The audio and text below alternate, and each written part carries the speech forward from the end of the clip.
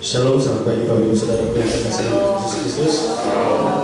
Kita bersyukur pada kesempatan pagi hari ini, walaupun cuaca sedang hujan, tapi kita diberikan kesempatan oleh Tuhan untuk datang kepada Tuhan pada kesempatan pagi hari ini, dan Tuhan selalu memberikan kita kesehatan. Saya juga menyambut kepada Bapak Ibu Saudara yang mengikuti ibadah kami melalui online. Terima kasih atas kesediaannya, kiranya Bapak Ibu Saudara diberkati Tuhan melalui ibadah kami pada kesempatan pagi hari ini. Mari kita akan mempersiapkan hati kita untuk datang kepada Tuhan dengan satu sejenak.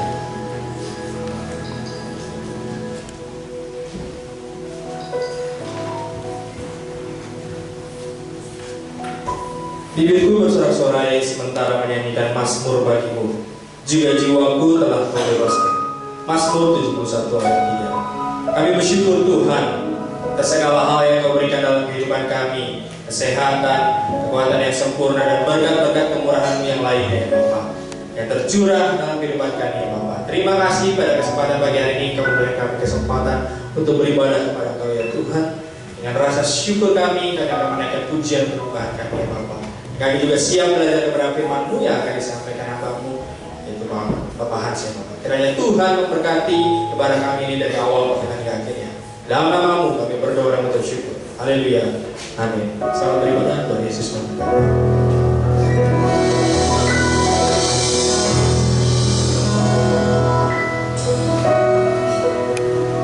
Shalom. Meskipun cuaca hujan, tapi tidak mematahkan semangat kita untuk memuji Tuhan. Amin. Ada sukacita memuji Tuhan. Saya mengundang semuanya untuk bangkit berdiri. Kita akan bersorak-sorai bagi Tuhan. Kita akan pujian bersorak-sorai. Baik, tepuk tangan sama-sama Tuhan.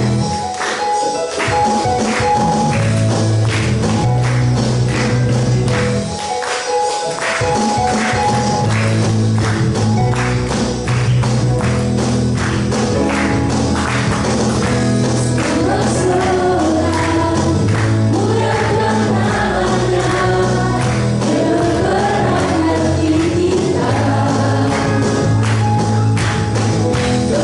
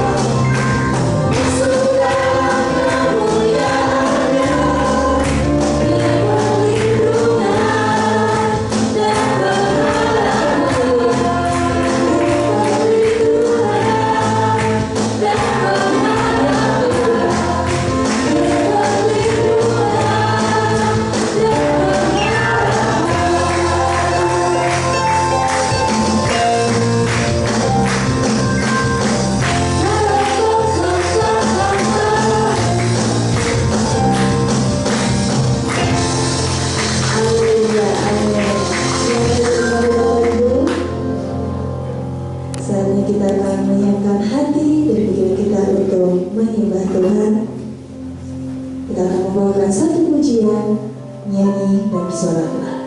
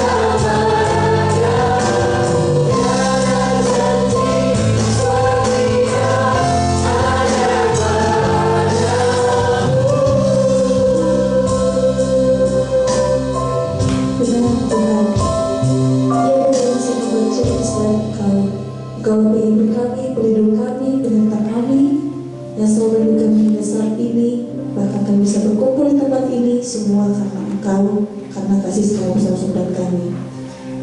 Kami serahkan ibadah ini agar menjadi berkat atas kami, berkatilah kami yang ada di tempat ini ataupun saudara-saudara kami yang hanya bisa beribadah di rumahnya, mungkin ada yang sakit belum menyembuhkannya Tuhan.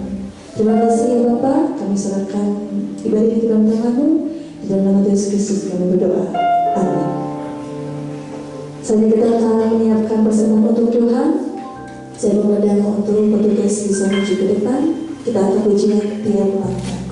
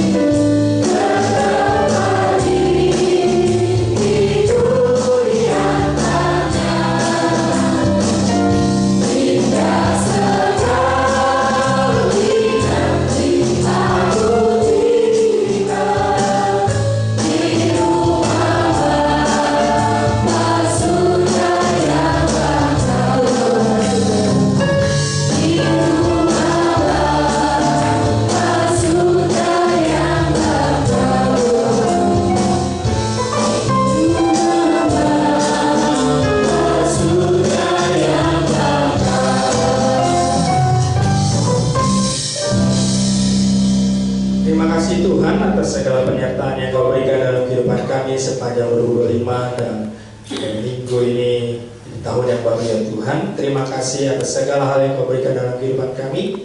Kiranya persembahan yang kami kumpulkan dan perpuluhan yang kami kumpulkan ini sebagai rasa syukur kami, cinta kami dan rasa hormat kami kepada Engkau. Biarlah Engkau memberkati persembahan perpuluhan kami ini ya Bapa, untuk memperluas kerajaan-Mu di dunia ini ya Bapa, melalui pelayanan-pelayanan yang ada di gereja ini ya Bapa. Di dalam nama-Mu kami berdoa dan berserahkan. Haleluya. Amin.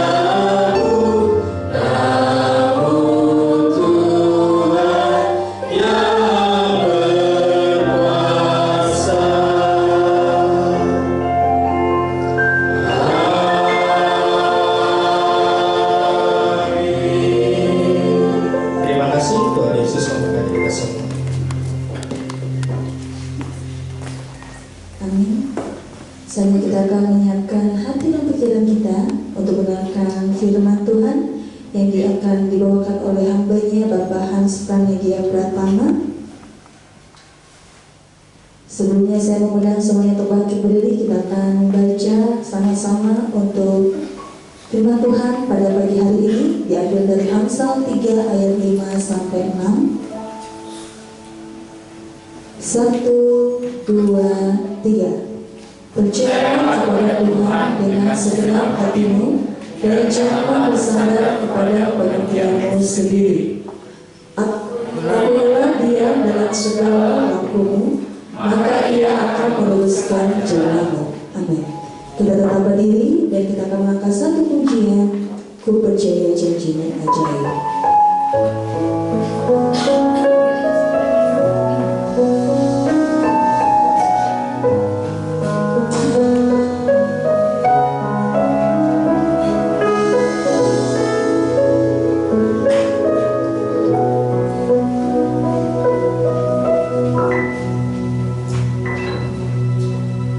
Sungguh besar setiamu, Kau nyatakan bagiku.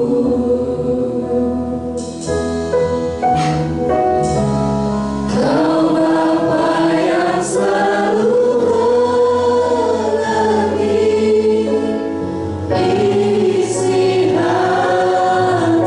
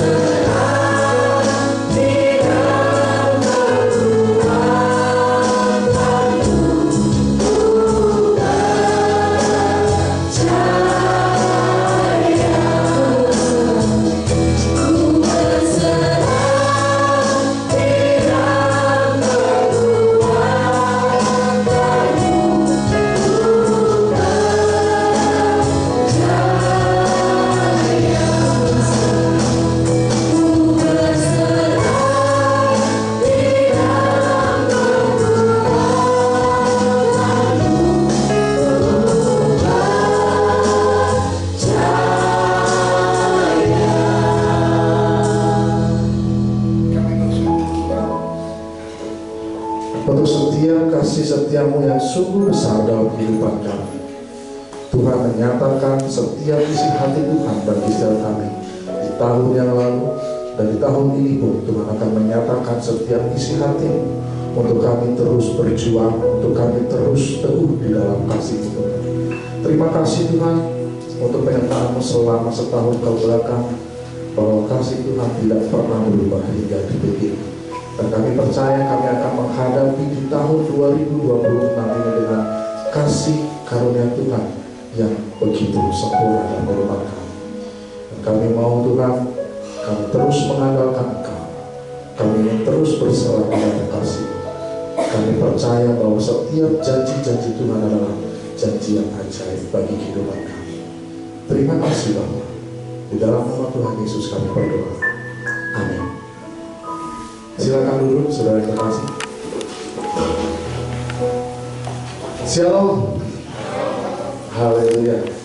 Saya melihat di tahun ini penuh dengan wajah-wajah yang sukacita, penuh dengan wajah kemuliaan Tuhan, dan saya yakin di 2026 ini ada hal yang mau Tuhan berikan bagi setiap pribadi kita, yaitu untuk kemuliaan Tuhan. Nah, Bapak Ibu Saudara yang terkasih, pagi hari ini saya diminta untuk membawakan firman dari Amsal 3 ayat 5 sampai 6 dengan tema ikuti instruksi, jangan improvisasi. Kita punya instruksi yang jelas, kita punya instruksi yang saat ini kita bisa pegang masing-masing, dan makin hari makin simpel karena kita tidak perlu lagi bawa Alkitab manual ya. Tapi ada ibunya yang sampai saat ini masih bawa Alkitab manual, dan itulah instruksi kita dalam kehidupan kita. Nah, kenapa kita dilarang untuk improvisasi? Alkitab bukan untuk hal yang improvisasi. Seringkali saya pun kadang suka berimprovisasi. Mungkin kita masih ingat kisah Abraham, berapa tahun dia harus menunggu seorang anak perjanjian. Ada yang tahu? 5. Berapa? 75 tahun. 95 tahun ya? 90 tahun. 90 tahun Abraham dan Sarai menunggu janji Tuhan itu. Namun dalam perjalanannya apa yang terjadi? Kok Tuhan gak kasih kita keturunan ya? Akhirnya inisiatiflah, berimprovisasilah istrinya. Pak, saya kan punya pembantu nih, coba deh Papa deketin dia supaya kita bisa dapat keturunan. Dalam tanda kutip, mungkin Sarai sedang menolong dirinya untuk mendapatkan seorang keturunan. Namun itu adalah sebuah hal yang salah. Nah, seringkali ketika Tuhan sudah berjanji, kita tuh Tuhan kapan janjinya, Tuhan kapan hasilnya ini akan kami terima, janjimu kapan kami akan terima, nggak tahu kapan. Tetapi Tuhan meminta kepada kita semua untuk kita tetap sabar, percaya bahwa janji Tuhan tidak akan pernah tidak tergenapi. Waktunya Tuhan bukan waktu kita, waktunya Tuhan ya waktunya Dia. Ketika kita menunggu bahwa paling minggu depan Tuhan akan tolong, paling bulan depan Tuhan akan tolong, sama seperti lagu yang beberapa penyanyi yang suka nyanyikan, kalau tidak hari ini mungkin minggu depan, kalau tidak minggu ini mungkin bulan depan, kalau tidak bulan ini mungkin tahun depan, segala harapan kan datang, semua impian. Lagu tersebut secara nggak langsung itu menegur kita, kalau nggak hari ini masih ada minggu depan kok, kalau nggak minggu depan masih ada bulan depan, kalau nggak ada bulan depan masih ada tahun depan. Kalau tahun ini kita serasa Tuhan, janji Tuhan itu mana? Kok nggak turun-turun, kok nggak dijawab-jawab. Seperti lagu pujian tadi, kita yakin bahwa janji Tuhan tidak tergenapi. Intinya cuma apa? Percaya. Nah, saudara, di Amsal 3 ayat 5 sampai 6 dikatakan, yakinkanlah hatimu kepada Tuhan dan janganlah bersandar pada akal budimu sendiri. Akui Dia dalam segala jalanmu, maka Dia akan menjajarkanmu. Saudara, biasanya kalau melihat, nah saat ini kan kita sedang duduk nih di kayu ini, pastinya ada ukuran-ukuran tertentu yang disiapkan. Coba bikin kursi panjangnya 2 meter sekian, kemudian lebarnya 30 cm, kemudian tingginya 1 meter, terus kemudian jangan lupa ditambahin untuk pijakan kakinya. Itu sudah ada instruksinya. Terus kemudian berinisiatiflah si tukang ini, saya mau ganti deh ukurannya, yang harusnya panjangnya 2 meter atas bawah, tapi ternyata dia potong, atau mungkin dia tambahin 1 meter. Kebayang Bapak Ibu kalau duduk kursinya ada panjang sebelah, tinggi pendek sebelah, apakah nyaman? Pastinya nggak nyaman. Apalagi kalau kita, anggaplah kita sedang berdiri seperti ini ya, terus kemudian coba angkat kakinya setengah, enak gak sih? 1 menit gak berasa, 5 menit mulai panas, 1 jam gak mungkin buat, 30 menit pun udah aduh gak sanggup. Nah Bapak Ibu, yakinkanlah dirimu, yang artinya yakinkanlah hatimu kepada Tuhan, artinya kita meletakkan seluruh kepercayaan kita dan ketergantungan kita kepada Tuhan, kepada Dia. Karena kenapa? Kalau kita meletakkan pemahaman kita, meletakkan kepercayaan kita kepada hal yang lain, apa jawabannya? Saya yakin malah tidak akan ada jawabannya. Justru akan, coba kamu tanya lagi ke sana, coba kamu tanya lagi ke orang ini, coba kamu, akan ada banyak orang yang akhirnya dikatakan, oh ya kepercayaanmu nggak hanya kepada Tuhan. Ketika kita sakit, kepada siapa kita percaya? Pasti kepada Tuhan. Tapi Tuhan pun menciptakan dokter supaya kita datang kepada dokter, dok, saya sakitnya ini. Kemudian dikasih obat. Obatnya manjur nggak? Nah, nggak tahu manjur atau enggak, karena kita belum mengkonsumsi obat tersebut. Nah, pertanyaannya adalah, baru minum obat 1 kali sehari, tapi ternyata, aduh belum sembuh ya. Padahal instruksi dari dokter adalah habiskan dulu. Biasanya akan dikasih 6 buah atau 1 kaplet itu, coba dihabiskan dulu selama beberapa hari. Obatnya sudah habis, kalau tidak berubah harus kontrol lagi, betul kan? Ikuti instruksinya. Tapi ternyata saya seringkali begini, ketika datang ke dokter tahun-tahun lalu, baru minum obat 3 kali sehari, wah terasa sudah sembuh. Wah udah enakan nih, berarti stop. Betul? Ada yang begitu? Karena udah sembuh ya udah stop aja, mau ngapain lagi kita minum? Tapi ternyata virus itu hanya berhenti ketika kita meminum obat. Dia tidak akan hilang ketika kita stop obatnya. Nah, ketika kita baru sehari minum, kemudian kita mau minum lagi, artinya virus itu makin punya kekuatan yang lebih dari sebelumnya. Sama dengan minggu-minggu ini ya, kita sedang melihat dan sedang mengalami flu super yang kata dokter sembuhnya 40 hari. Saya bilang, haleluya, lama sekali. Tapi dari situ akhirnya, nah, kita cuma berharap berjuang untuk sembuh. Apa yang kita lakukan?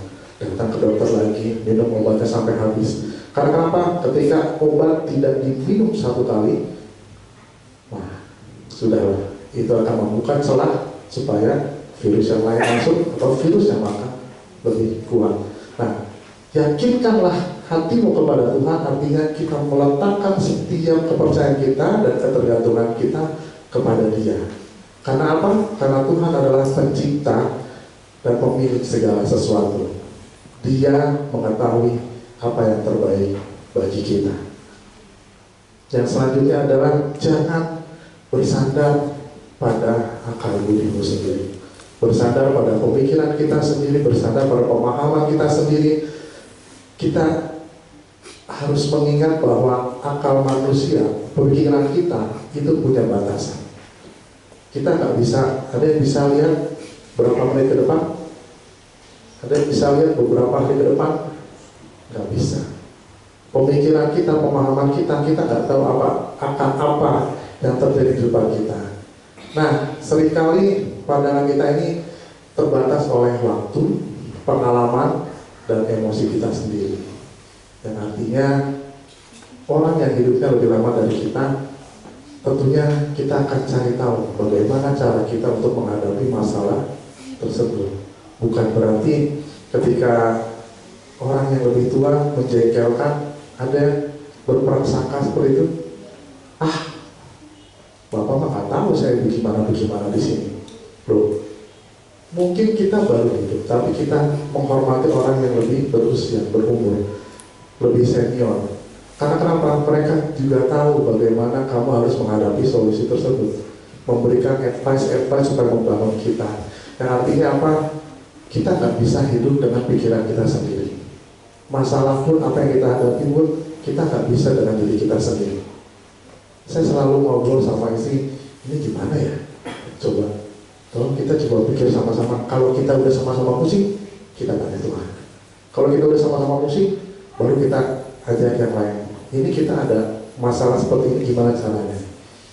Mungkin ada yang sudah pernah menghadapinya supaya kita tahu solusi yang terbaik. Tapi solusi yang terbaik adalah mengandalkan Tuhan. Jangan mengandalkan diri kita sendiri. Karena firman Tuhan berkata, terkutuklah orang yang mengandalkan manusia, diberkatilah orang yang mengandalkan Tuhan. Itu yang dipesankan bagi kita. Jangan bersandar pada akal budi kita sendiri. Dan juga mengakui Allah, mengakui Tuhan, mengakui Dia dalam segala jalanmu. Karena kita harus menyertakan Tuhan dalam setiap keputusan dan langkah hidup kita. Yang artinya kita harus mengikuti instruksi yang terdapat dari firman Tuhan dan meminta petunjuk melalui doa. Saudara, dan inilah hasil yang akan kita terima. Di ayat yang selanjutnya dikatakan, maka ia akan menjajarkan jalanmu. Dan inilah janji Tuhan bagi kita, bahwa ketika kita mengikuti instruksinya, Tuhan akan membimbing kita kepada jalan yang benar, jalan yang baik. Bahkan ketika kita tidak dapat melihat keseluruhan gambar, atau kita nggak bisa lihat ke depannya seperti apa, ketika kita mengakui Allah dalam hidup kita, maka Allah sendiri yang akan menuntun kita kepada jalan yang benar, jalan yang sesuai dengan apa yang Tuhan mau. Seringkali kita berharap bahwa Tuhan, jalan saya udah enak loh, kayaknya udah enak, tapi ternyata enggak. Jalan kamu harus diterpa lagi, kamu harus dididik lagi, kamu harus dicobai lagi. Supaya apa? Supaya semakin hari semakin kuat. Bagaimana kita menghadapi itu? Dengan firman-Nya, mengikuti petunjuknya, minta petunjuk dari Tuhan melalui doa. Selanjutnya, ini adalah pentingnya mengikuti instruksi, yaitu instruksi ini memberikan arahan jelas, betul ya? Ketika kita menerima instruksi, kamu kesana ya, terus nanti kamu akan lakukan ini, buat ini sampai jam segini, kemudian kalau sudah selesai, sambung lagi nanti ke tempat ini segala macam, sampai selesai, nanti kamu balik ke sini. Mengikuti instruksi pastinya tidak akan membuat kita tersesat. Ada yang tersesat karena Google Maps? Oh, sering saja.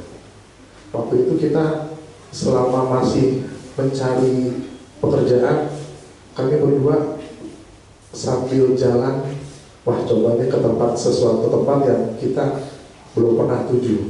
Nah, tempat itu ada di atas perbukitan. Itu kami hampir berapa kali bolak-balik ya. Kita ke sana dulu, Pak, bukan lewat sini jalannya, lewat yang sebelah sana. Dan sebelah sana, mundur lagi. Kalau dihitung bolak-balik mungkin ada 5 kilo kami bolak-balik. Akhirnya masuklah ke jalan yang benar. Dari masuk jalan yang benar, ikuti Google Maps, disuruh masuk ke gang lagi. Masuk ke gang lagi, lah ini pinggir sungai. Wah, ini di tengah-tengah sawah. Waduh, ternyata instruksinya pun yang kita anggap ini sebuah alat yang membuat kita itu bisa kemana aja, menolong kita untuk kita tiba di tempatnya dengan benar. Ternyata instruksinya kadang suka menyesatkan. Ketika kami di tengah-tengah sawah, kami tanya sama bapak-bapak, Pak, ini benar jangan mau ke tempat ini? Sebetulnya bisa, Pak, hanya saja ya begini jalannya, hanya 1 motor. Waduh, ini kalau kita jalan terusin lagi, mungkin kalau skill mengendarainya kurang baik, ya mungkin kami akan pulang-pulang semua penuh dengan lumpur. Tapi dari situ kami jalan terus. Tuhan, saya lagi membayangkan bahwa instruksinya Tuhan itu tidak membuat kita melewati jalan yang utama. Nggak seru nih kalau jalan utama. Kamu saya belusukin dulu nih, masuklah ke tengah hutan, sampai kami pernah masuk ke jalan yang jalannya isinya batu-batu, dan kami bilang, Tuhan, puji Tuhan motornya kuat, puji Tuhan kami masih selamat meskipun tidak sakit-sakit. Tapi dari situ ketika melewati jalan itu ada pemandangan yang indah yang Tuhan mau tunjukkan. Dan artinya ketika kita merasa jalan kita sulit, jalan kita berat, jalan kita penuh bebatuan, jalan kita penuh dengan lumpur, kaki kita tersangkut, motor kita udah gak bisa jalan. Tapi ketika kita sudah mulai melewati setiap jalan itu, kita akan hanya bilang tersenyum. Kita hanya bisa, Tuhan, terima kasih loh. Jalan masuknya memang sulit, jalan masuknya memang berat, jalan masuknya gak pernah terbayangkan. Yang kita biasa jalan di perkotaan, melihat jalan yang mulus, naik turun, tapi ternyata kami harus melalui jalan yang tidak kami bayangkan. Tapi ternyata ada janji Tuhan yang indah. Dan saya di situ saya cuma bisa mengucap syukur, Tuhan terima kasih. Jalan hidup kita di 2025 kelihatan abu-abu, gelap, tanpa tujuan. Tapi saya yakin ketika kita mengikuti instruksinya Tuhan, seberat apapun, sesulit apapun, kita akan menikmati namanya damai. Instruksi dibuat untuk melindungi kita. Banyak instruksi dalam firman-Nya bertujuan untuk melindungi kita dari bahaya dan kesusahan. Dan pesan terakhir adalah jangan improvisasi. Improvisasi bisa membuat kita rusak, memutuskan hubungan kita dengan Tuhan, memutuskan hubungan kita dengan keluarga, dengan sesama. Ikutilah instruksinya. Dan sebagai kesimpulan, hidup kita adalah perjalanan yang membutuhkan arahan yang benar. Tuhan Yesus memberikan instruksi dalam firman-Nya sebagai panduan bagi kita. Ketika kita memilih untuk mengikuti instruksinya dan tidak melakukan improvisasi sembarangan, maka kita akan merasakan damai dan sukacita dalam hidup kita. Amin. Saya undang pemain musik, worship leader dan singer untuk kita sama-sama ke depan dan menaikkan pujian.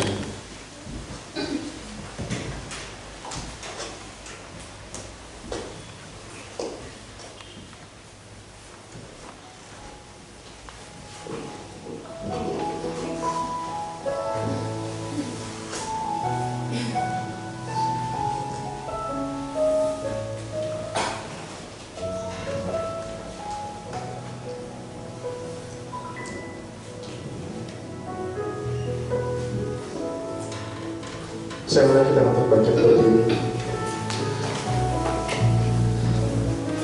Firman Tuhan adalah instruksi bagi kehidupan kita yang menolong kita untuk kita hidup dengan benar. Kalau kita di tahun lalu sempat melakukan improvisasi, tiba waktunya untuk kita minta ampun sama Tuhan. Kita kembali lagi kepada instruksi yang benar, yaitu Tuhan Yesus. Sering kami tidak mengerti jalannya Tuhan, tapi kami yakin Tuhan ingin kami memahami.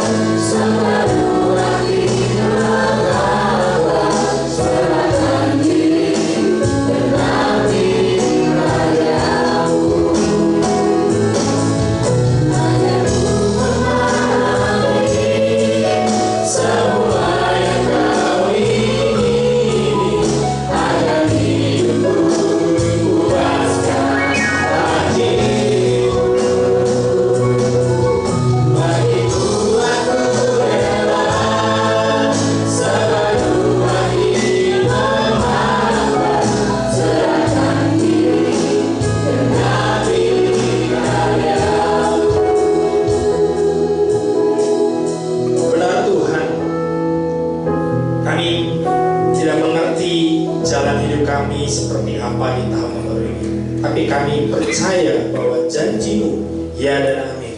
Engkau menyertai kami mulai hari ini sampai selama-lamanya Tuhan. Ampuni kami Tuhan bila kami lalai dalam mengikuti instruksi yang Engkau berikan dalam kehidupan kami melalui kebenaran-kebenaran firman-Mu dari Alkitab ya Tuhan. Mungkin kami juga seringkali merasa kami bisa melalui kehidupan kami tanpa Engkau Tuhan. Ampuni kami Tuhan, ampuni kami Tuhan. Biarlah di tahun ini supaya kami bisa mengikuti sesuai arahan-Mu Tuhan, sesuai instruksi yang Engkau berikan dalam kehidupan kami Tuhan, melalui setiap kebenaran firman-Mu ya Bapa, sehingga kami bisa menyenangkan hati-Mu Tuhan, dan nama Tuhan dipermuliakan dalam kehidupan kami ya Bapa. Mari Bapak Ibu Saudaraku, kita arahkan hati pikiran untuk menerima berkat dari Tuhan kita Yesus Kristus. Diberkatilah engkau dalam keluargamu, anak-anakmu, menantumu, dan bahkan cucu-cucumu. Diberkatilah pendidikan anakmu dan cucumu dengan diberikan hikmat, kepintaran, kecerdasan, sehingga Tuhan akan memakainya menjadi anak yang luar biasa. Diberkatilah dalam segala usaha dan pekerjaan yang kau lakukan. Tuhan akan membuatnya berhasil, sehingga kita bisa menjadi berkat bagi semua orang. Diberkatilah engkau dalam masa mudamu dengan karirmu, dan diberikan pasangan hidup yang sepadan, yang takut dan cinta akan Tuhan. Dan kiranya kita semua bisa menjadi terang dan garam bagi dunia ini. Kiranya kasih, sukacita, dan damai sejahtera turun terhadap kita semua, mulai hari ini sampai Maranatha. Haleluya, amin. Kemuliaan bagi Tuhan.